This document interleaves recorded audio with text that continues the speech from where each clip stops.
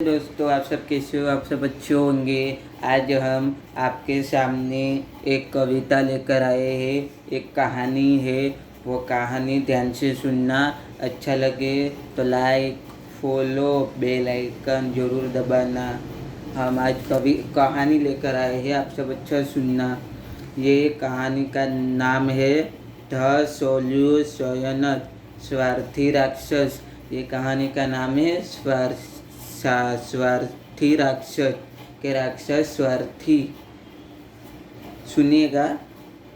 રોજ ઢળતી બપોર શાળાઓથી પાછા ફરતા બાળકો રાક્ષસના બગીચામાં જઈ રમતા. બગીચાનો માલિક રાક્ષસ તેના કિલ્લામાં ન હતો. નરમ લીલા ઘાસ અને સુંદર ફળોવાળો વિશાળ બગીચો રળિયામણો લાગતો હતો. વસંત ઋતુમાં ઘણા બધા વૃક્ષો પર ફૂલો ખીલી ઉઠતા હતા અને પાનખરમાં રસાળું ફળ બેસતા હતા. વૃક્ષો પર પંખીઓ એટલું મધુર ગાતા કે બાળકો રમતાનું બંધ કરી તેમને પંખીઓને સાંભળતા. તેઓ પરસ્પર કહેતા, આપણે અહીં કેવી મજા પડી છે. એક દિવસ રાક્ષસ પાછો આવ્યો. તે તેના મિત્ર સાથે હતો. તે ઘણા વર્ષથી બહારગામ હતો. કિલ્લામાં પાછા આવતા સાથે જ તેણે બગીચામાં બાળકો રમતા જોયા. તમે અહીં શું કરી રહ્યા છો? તે ગુસ્સામાં તાત તૂટ્યો. બાળકો નાસી ગયા. આ બગીચો મારો છે, હું અહીં કોઈને નહીં આવવા દઉં, રાક્ષસ બોલ્યો. તે એટલો બધો સ્વાર્થી હતો કે બાળકોને બગીચામાં આવતા રોકવા માટે તેણે બગીચા ફરતી ઊંચી દિવાલ ચડી લીધી. દરવાજા પર એક સૂચના પણ મૂકી, અનધિકૃત પ્રવેશ કરનાર સામે કાયદેસર પગલાં લેશે.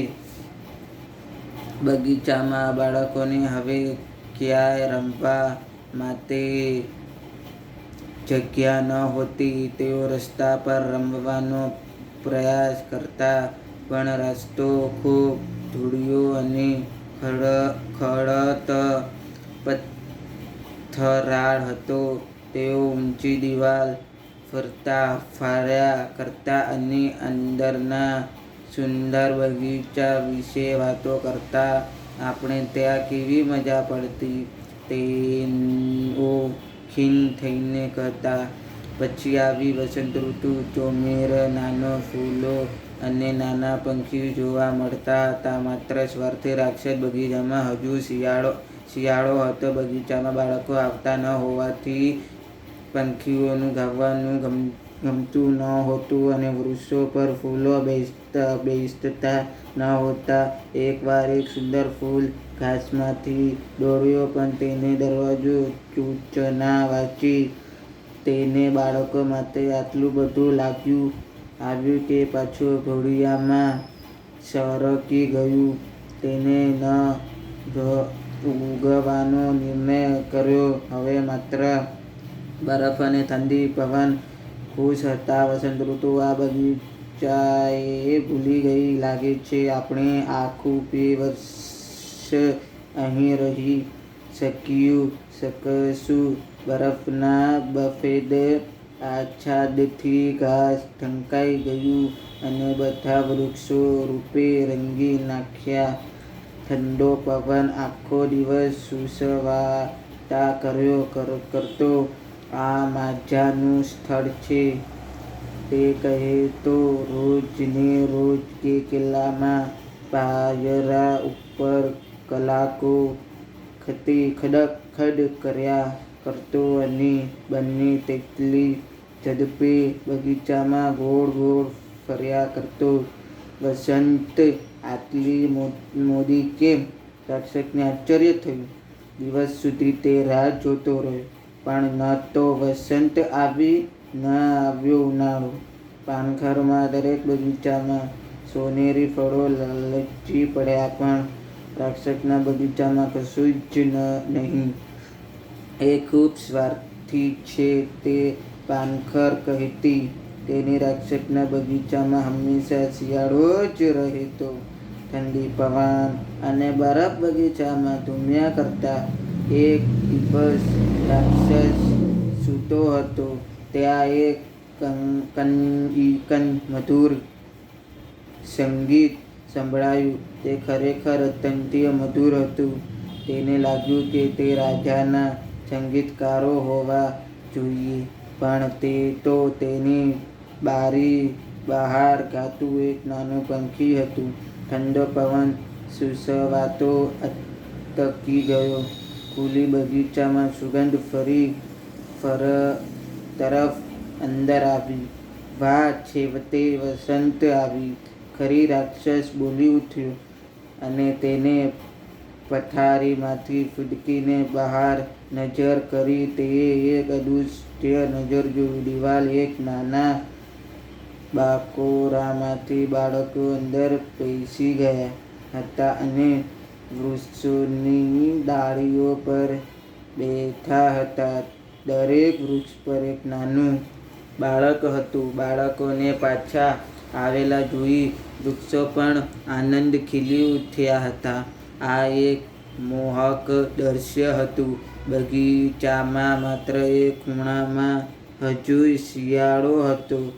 એક નાનકડો છોકરો વૃક્ષની નીચે ઊભો હતો. તે આટલો નાનો હતો કે તે વૃક્ષની ડાળની લાંબી શકે તેમ ન હતો, તેથી તેની આંખમાં આંસુ ઉભરાયા હતા. અને વૃક્ષ તો બિચારું હજુય બરફથી છવાયું હતું, અને ઠંડો પવન જોરથી ફૂંકાયો હતો. ભાઈ, ચડી જા, એવું કહીને વૃક્ષ તેને ડાળમાં બની શકે તેટલી નીચે નમાવી. પણ છોકરો ત્યાં સુધી પહોંચે માટે ખૂબ નાનો હતો, અને રાક્ષસનું હૃદય પીગળ્યું હતું. હું એટલે બધો સ્વાર્થી છું, તે લાગ્યું. વસંત અહીં શા માટે નથી ખીલતી તે હવે મને સમજાયું છે. હું બાળકોને વૃક્ષ પર બેસાડીશ, હું દિવાલ તોડી પાડીશ. મારો બગીચો હંમેશા બાળકો રમતનું મેદાન બની જશે. તેણે જે કહ્યું હતું તે માટે તે ખરેખર દિલદાર હતો. તેથી તે નીચે આવ્યો, બહુ જ ધીમેથી આંગણોના દરવાજા ખોલ્યા. બગીચામાં ગયો. બાળકો તેને જોઈ જ ડરી ગયા. તેઓ નાસી ગયા, અને બગીચો ફરીથી શિયાળો બેસી ગયો. માત્ર પેલો નાનો છોકરો નાસી ગયો નહીં, કારણ કે તેની આંખોમાં એટલા બધા આંસુ આવેલા હતા કે તેને રાક્ષસ દેખાયો નહીં. રાક્ષસ ધીમેથી તેની પાસે ગયો, તેને હળવેથી ઉંચક્યું અને વૃક્ષ પર બેસાડ્યો. તરત જ વૃક્ષ કંપી ઉઠ્યું. થોડી જ વારમાં પક્ષી પાછા આવ્યા. બંને ગાવા લાગ્યા. નાના છોકરાએ તેમના હાથ લંબાવી, અને રાક્ષસ ઘડે વળગી ગયો. તેમને જોઈને બધી મજા. બાળકોએ જ્યારે જ જોયું કે રાક્ષસ હવે દુષ્ટ નથી રહ્યો, ત્યારે તે પાછા દોડી આવ્યા, અને તેમની સાથે વસંતઋતુ પણ આગમન થયો. રાક્ષસે એક મોટો હથોડો ઉઠાવ્યો અને દિવાલ તોડી પાડી. નાના બાળકો, હવે આ બગીચો તમારો છે, રાક્ષસે કહ્યું. આ હતું 10મા ધોરણનું ઇંગ્લિશનું પાઠનું भाषांतर. आपको अच्छा लगा हो तो लाइक, फॉलो और कमेंट कर देना. ये गुजराती में है, गुजराती में ये लिखा हुआ है, गुजराती में मैंने वाचन किया है. और इंग्लिश में और एक है इंग्लिश में भाषांतर. इंग्लिश का ही भाषांतर है, पर गुजराती में है, वो भी मैं आपको बता के सुनाने वाला हूँ. आप ज़रूर सुनना. पहला वाला अच्छा लगा हो तो लाइक कमेंट और फॉलो कर देना। दूसरा है चतुर अनुयायी, चतुर अनुयायी दूसरा है। तृतीय नंबर है तुराईना सूर, तुराईना सूर।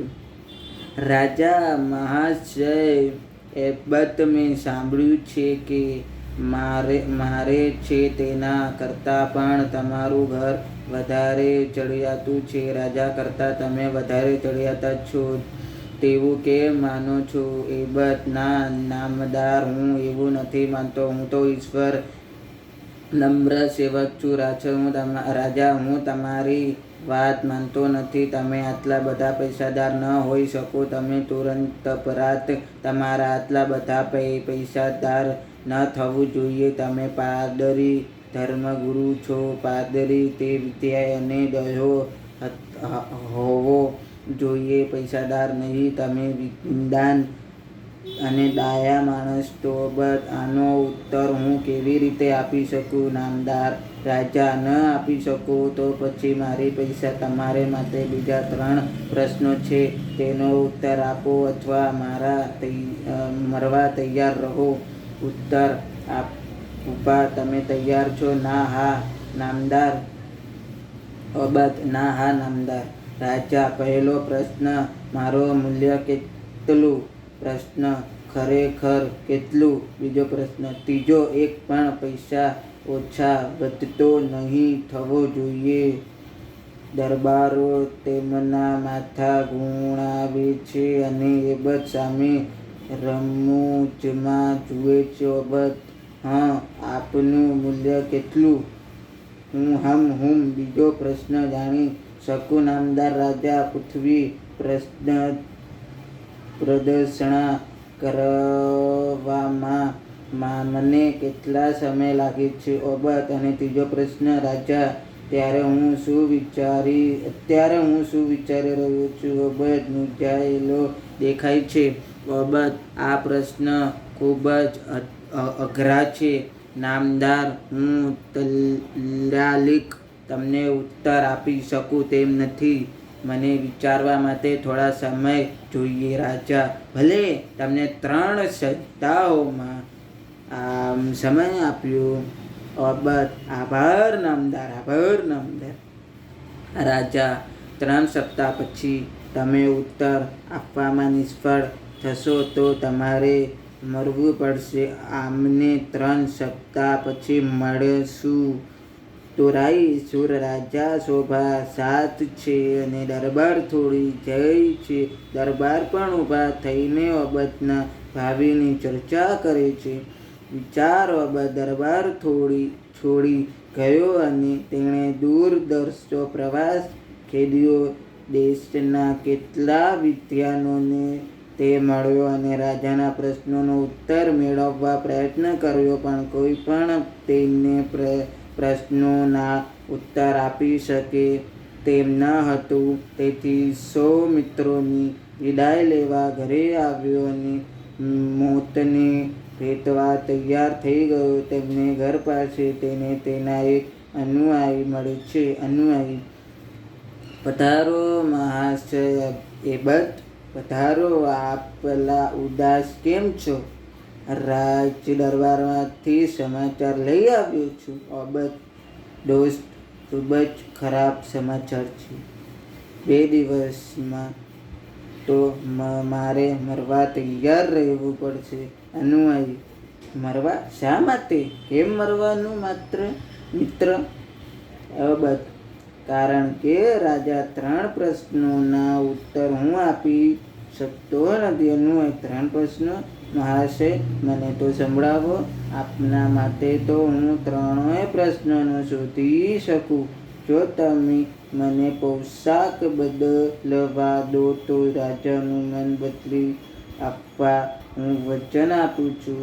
અબત, તારો પોશાક બદલવાનો?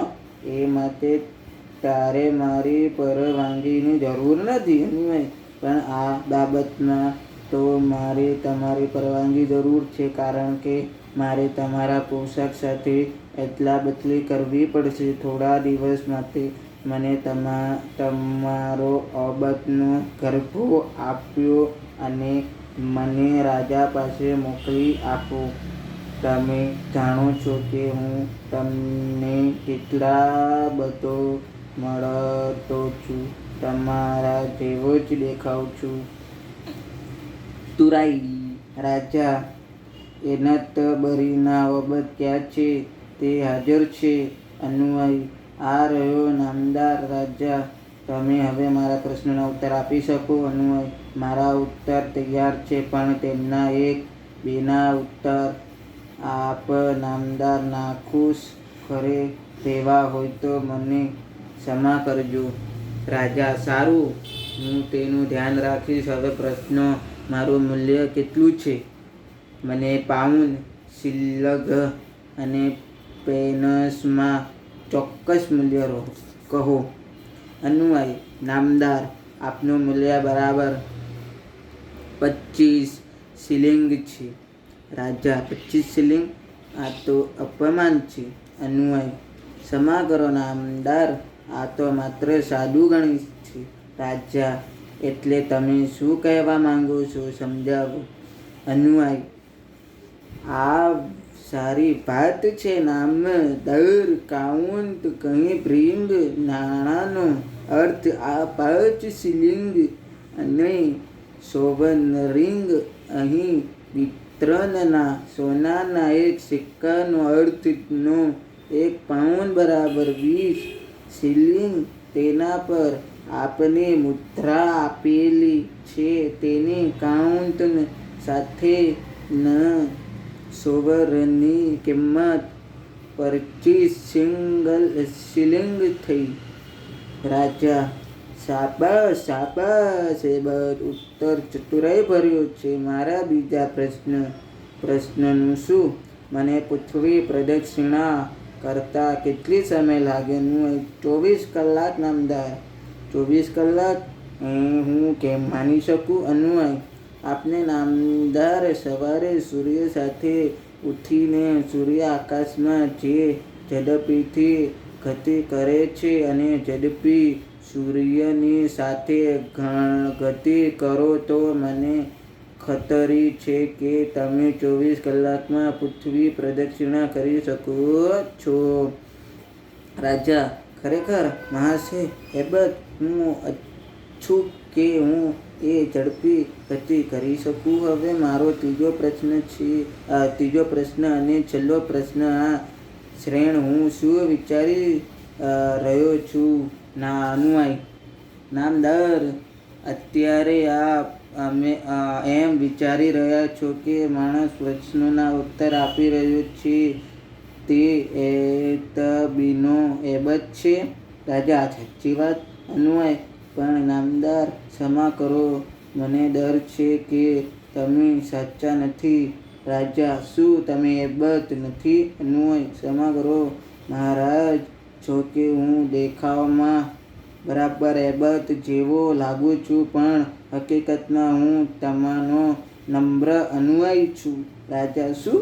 અન્વય: હવે બહુ મશ્કરી કરી રહેવા દો. અન્વય: પણ હું સાચું કહું છું. મારી વાત માનો મહારાજ.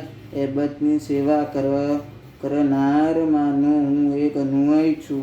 હું તમારા પ્રશ્નના ઉત્તર આપવા આવ્યો છું, અથવા તો તમને મારવા આવ્યો છું. હું મારા માલિકની સેવા કરવા માંગુ છું. રાજા ખૂબ ખુશ થઈ ગયા. રાજા: હે ભગવાન, આ અન્વય જેવા સેવક મેળવવા તો નસીબદાર છે. હું ઈચ્છું છું કે મારે આવો એક સેવક હોય. એબટ બદલે હું તમારો માલિક બની શકું. અન્વય: પણ નામદાર, આપ મારા માલિક છો જ. હું એબટની સેવા કરું છું અને એબટ આપની સેવા કરે છે. રાજા: કદાચ, પણ હવેથી તું મારી સેવામાં રહીશ. તને બંને સરખા દેખાવ છો, પણ તું એના એબટ કરતાં એબટની પેઠે વધુ વિચાર છે તને બોલે છે. અન્વય: પણ મહારાજ, હું માત્ર વિચારું છું અને બોલું છું. હું વાંચી લખી શકતો નથી, તો હું એબત ફરજે કઈ રીતે અદા કરી શકું? રાજા, હું સમજું છું તું ન કરી શકે, છતાં હું તારી વફાદારી અને બુદ્ધિ ચતુરાઈ પ્રયાસ કરું છું. તારે જોઈએ મારી પાસે માંગ. અનુનય નામદાર, હું આપને મારા માલિક એબટની ક્ષમા કરવા વિનંતી કરું છું. સાચું, હું તારી ઈચ્છા માન્ય રાખું છું. એબટ કહે, તેને ક્ષમા આપવામાં આવે છે અને રાજામાં શાંતિ રહેવા તે મૂલ્ય છે. આ બે वार्ता आपने पसंद आई हो तो लाइक कमेंट और फॉलो करें, और ये गुजराती में थी, आपको पसंद आई हो तो लाइक कमेंट फॉलो करें.